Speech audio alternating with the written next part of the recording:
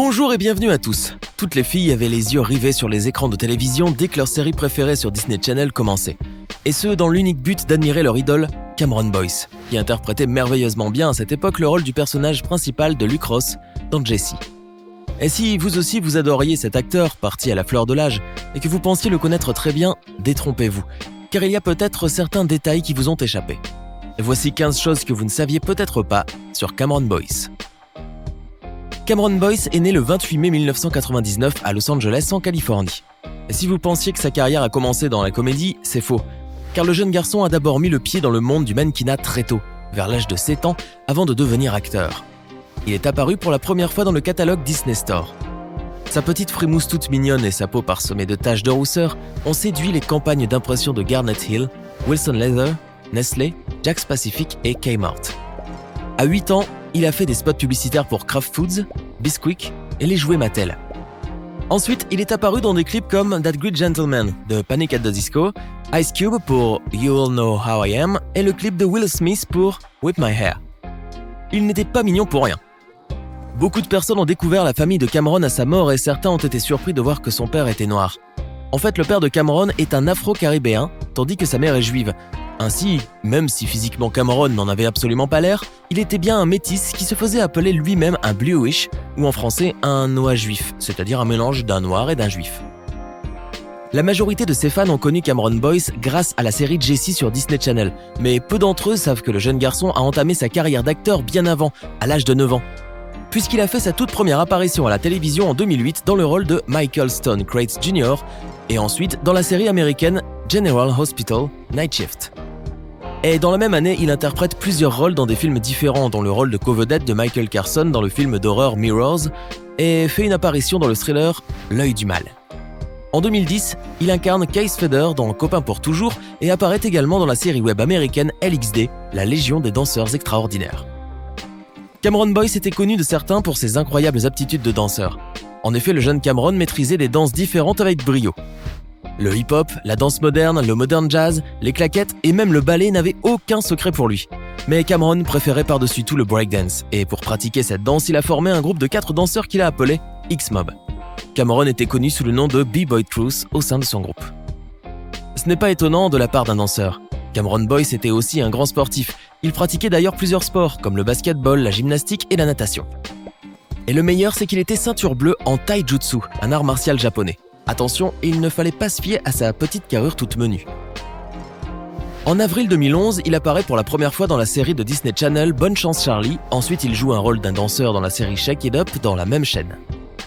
Mais ce n'est qu'en septembre 2011 qu'il décroche le rôle qui le propulsera vers la célébrité, celui de Luke Ross, un jeune garçon de 12 ans espiègle et drôle dans la série Jessie. En 2015, Disney Channel Original Movie lui confie son premier rôle de film dans Descendants. Il y joue le rôle de Carlos, le fils de Cruella d'Enfer. Ensuite, il interprète le rôle principal de la nouvelle série de Disney XD, Guide de survie d'un gamer. En 2017, il joue la 2e saison de Descendants et en 2019, la 3e saison de la même série aux côtés de Dove Cameron, Sophia Carson et Booboo Stewart. Il faut croire que Disney Channel ne jurait que par lui. Le rôle qu'il a fait connaître est celui de Luke Ross, ça tout le monde le sait. Mais ce qu'on ne savait pas, c'est que ce rôle n'était pas écrit pour lui au départ. Il était destiné à un jeune garçon coréen qu'on aurait appelé Hiro. Sauf que le sort en a décidé autrement, puisque le jeune Cameron a tellement charmé les directeurs du casting par ses talents d'acteur qu'ils ont décidé de lui attribuer le personnage. Pas sympa pour Hiro. Sa voix aussi a vraisemblablement séduit les directeurs du casting lors des auditions pour le dessin animé Jake et les pirates du pays imaginaire. Cameron Boyce a prêté sa voix à Jake dans la 2e saison du dessin animé en 2012. Nous vous l'avions dit qu'il avait mis le talent. Cameron Boyce a été en 2010 un coach virtuel dans un jeu vidéo de danse Dance Juniors, Just Dance Kids. La jeune star souffrait d'épilepsie depuis tout petit, chose que beaucoup de gens ignoraient. Une maladie qui le traînait depuis des années et qui a finalement eu raison de lui. Cameron Boyce a été déclaré officiellement mort le 6 juillet 2019 vers 14h30 suite à plusieurs crises d'épilepsie successives. Cameron Boyce est mort dans son sommeil et son décès a fait polémique puisque, lors de cette terrible annonce, personne n'y a cru. Comment croire qu'un être si bon, si jeune et si talentueux que Cameron aurait pu soudain disparaître à la fleur de l'âge ? De plus, certaines personnes ont publié sur les réseaux sociaux des textes qui démentissaient les faits. Certains ont même affirmé qu'il était dans le coma, ou pire, que tout ceci n'était qu'un prank, et que l'acteur allait bientôt revenir au devant de la scène. Ce n'est que lorsque Disney Channel et la famille de l'acteur ont confirmé ouvertement le décès que les fans se sont résolus à l'accepter. L'épilepsie a emporté de manière foudroyante le jeune Cameron Boyce, ce qui a soudainement mis fin à une carrière prometteuse, puisqu'il avait pour projet d'interpréter d'innombrables rôles qui lui ont été proposés. On devait le voir encore longtemps à la télévision, mais visiblement le destin avait d'autres projets pour lui. Bien que sa mort a été difficile à accepter de la plupart de ses fans et de son entourage, le fait est là. Cameron Boyce est bien décédé à cause de sa maladie. Cependant, certains restent encore mitigés quant à la vraie version de sa mort et se posent toujours des questions à ce sujet. La question qui revient le plus est « Pourquoi est-il mort puisqu'il traitait sa maladie ?» Suite à cette polémique, les autorités ont décidé de soumettre le corps du jeune acteur à une autopsie afin de s'assurer qu'il prenait bien le traitement pour sa maladie ou de savoir s'il avait absorbé un autre aliment contre-indiqué en même temps qui aurait annulé les effets des médicaments.